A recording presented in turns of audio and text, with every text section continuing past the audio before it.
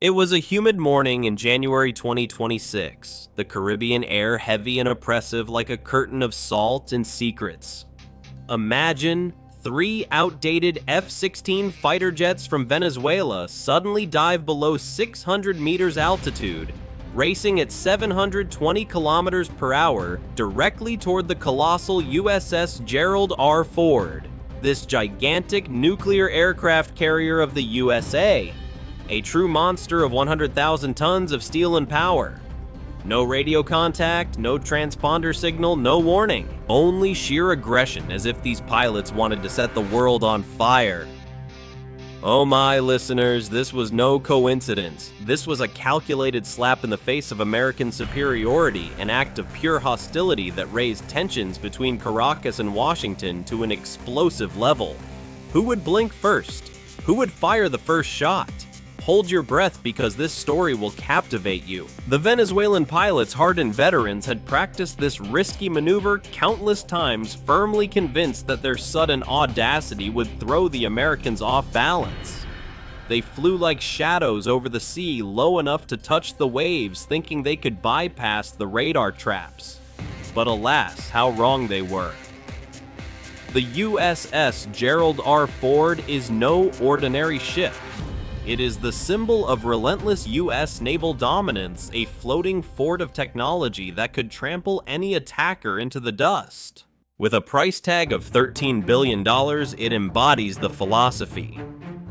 If you project power over oceans, then do it with crushing superiority. Its flight deck stretches over almost 2 hectares, powered by 2 A-1B nuclear reactors that generate enough electricity to power a whole small town for decades without refilling a drop of fuel. And its Combat Information Center. It processes more data in just 60 seconds than Venezuela's entire military infrastructure in a whole week. Imagine that, a machine that thinks, plans, and destroys before the enemy even blinks. Every system on board is the sharpest sword of modern naval warfare, and the Venezuelans were about to receive a brutal lesson. The first contact flashed on the Ford's SPY-6 radar at a distance of 87 kilometers. This is no old rotating relic from past wars. No, the SPY-6 is an active phased array system with electronic scanning 37 radar faces in perfect synchronization, capable of tracking over 1,000 targets simultaneously. It creates 3-dimensional images so sharp that it can distinguish a fighter from a flock of seagulls even at over 370 kilometers distance. It cuts through electronic jamming, neutralizes low-flying attacks, and turns stealth advantages into laughable disadvantages. The pilots from Venezuela thought they were being clever by flying low to utilize radar shadows, but the SPY-6 had detected them long ago, even before they had finished their descent. Their moment of surprise, pure illusion. In Caracas, they might feel like heroes, but here on the high seas, they were just insects flying into a spiderweb. In the Ford's Combat Direction Center, the quiet routine turned into concentrated alert readiness. Blue light cast shadows on rows of operators hunched over their screens. No panic, just precise procedures. A petty officer marked the contacts, an officer checked the tracking data. Within 45 seconds, the entire strike group knew exactly where these fighters were, at what speed they were flying, and when they would enter combat range. The Venezuelans were still 12 minutes away, an eternity for the Ford's crew. Enough time to stretch, get coffee, and methodically prepare to thoroughly ruin someone's day. The animosity simmered. Here stood the outdated air force of a dictatorial regime against the high-tech machinery of the superpower. Who would win? The tension was palpable, as if a spark could ignite World War III. The order came from the air boss. Launch the alert fighters. On the flight deck, controlled chaos exploded. Yellow shirts ran across the non-slip surface while 2 F/A-18E Super Hornets rolled into catapult position. The Ford's new electromagnetic aircraft launch system, emails, came to life.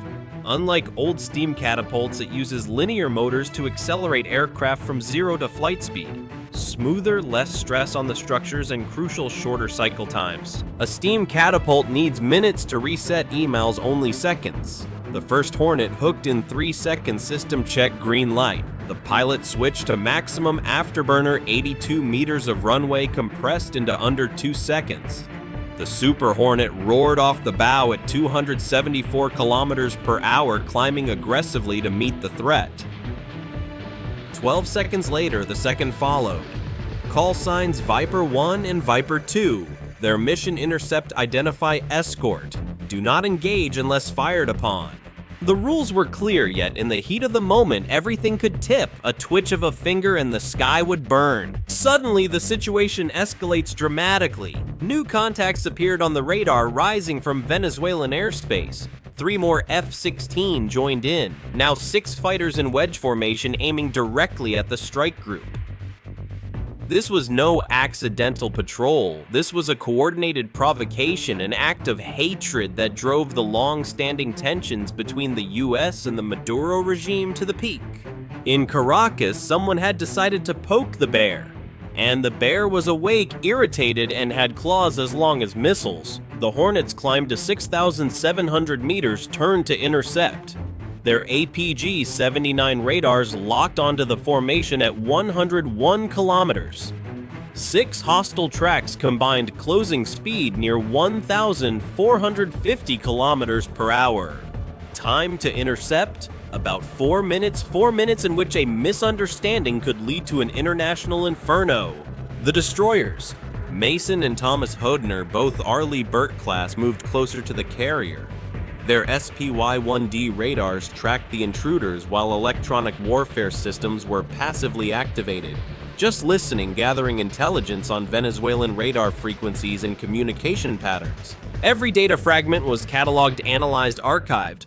The Pentagon hungers for such electronic intelligence because one never knows when it will become life-saving. And then, first visual contact.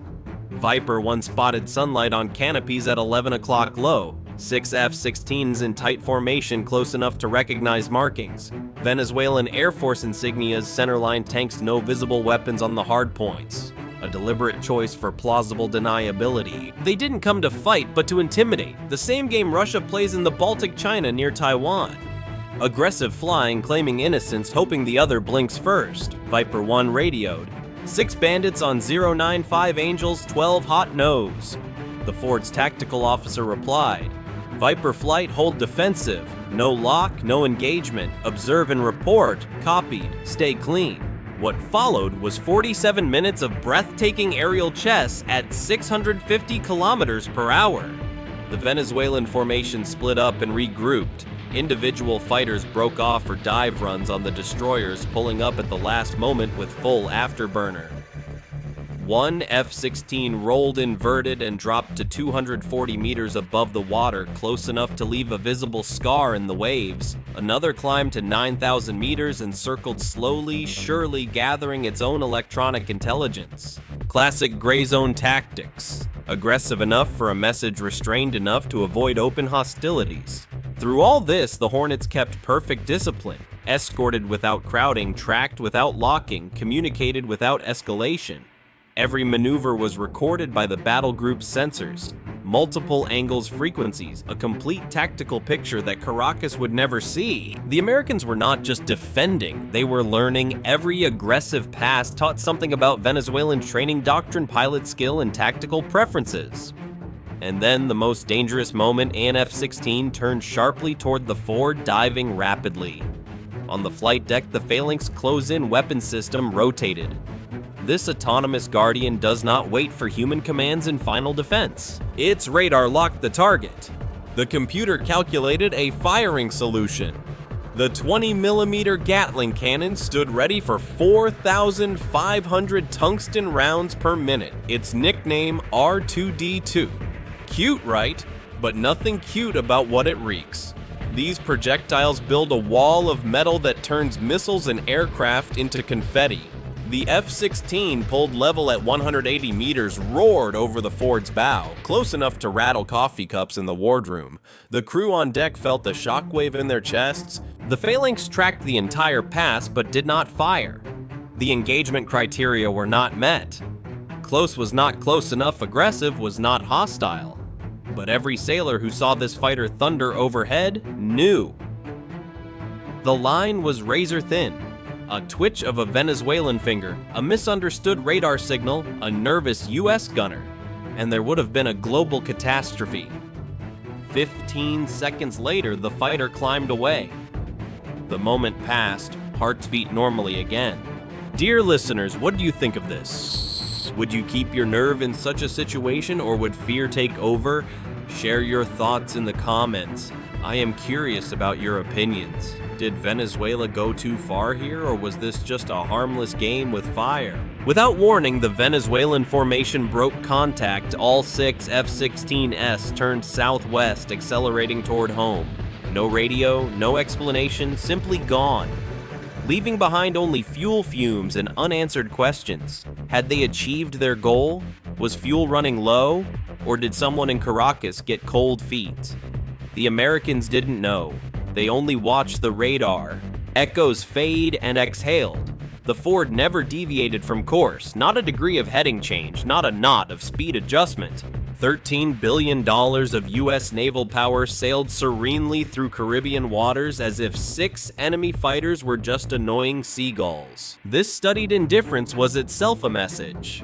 You don't scare us, don't impress us, don't even bother us.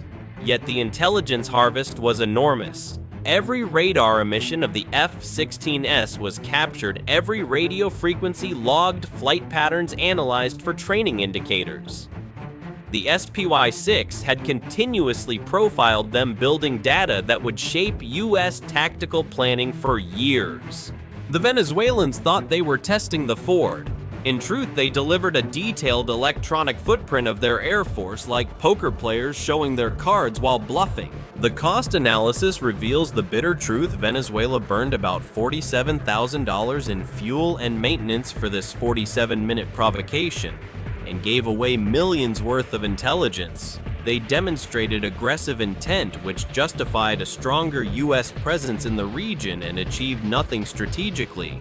No territorial gains, no political concessions, no changes in U.S. patrol patterns. The Ford continued its patrol. The Air Wing conducted afternoon training flights, the crew ate dinner on time. The incident was logged, reported, archived, business as usual for a carrier strike group that masters more complexity before breakfast than most navies do in a month. Within 48 hours, Venezuelan state media released carefully edited footage claiming their brave pilots had forced the U.S. carrier to flee.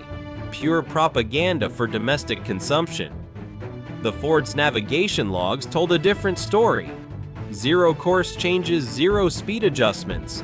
The carrier sailed straight as an arrow through the entire incident, treating 6 approaching fighters with the concern one dedicates to aggressive seagulls at the beach. This is how modern gray zone confrontation works. One side pushes forward, the other refuses to react. No shot is fired yet.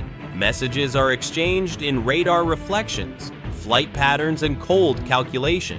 Venezuela wanted to show it could challenge U.S. dominance in its own backyard. What they really showed, taking on a Ford class with 30-year-old F-16 is like a beginner against a chess grandmaster who announces his moves 3 turns in advance. The Caribbean Sea remained calm that morning in January 2026. No missiles, no casualties, no international crisis, just 6 fighters flying home with empty gestures and full debriefs while the mightiest warship of all time sailed southward unmoved. Some lessons come with explosions, this one with indifference. And for the Venezuelan Naval Command, this silent disdain hurt more than any missile hit ever could. They sought a reaction, they got a shrug. And you, dear listeners, do you believe that such provocations could lead to a real war, or is this just theater? What would you do if you were commander? Write it in the comments, share with friends, and subscribe for more breathtaking analyses of modern military operations. Let's reveal the secrets of the seas together. Your support brings more such stories.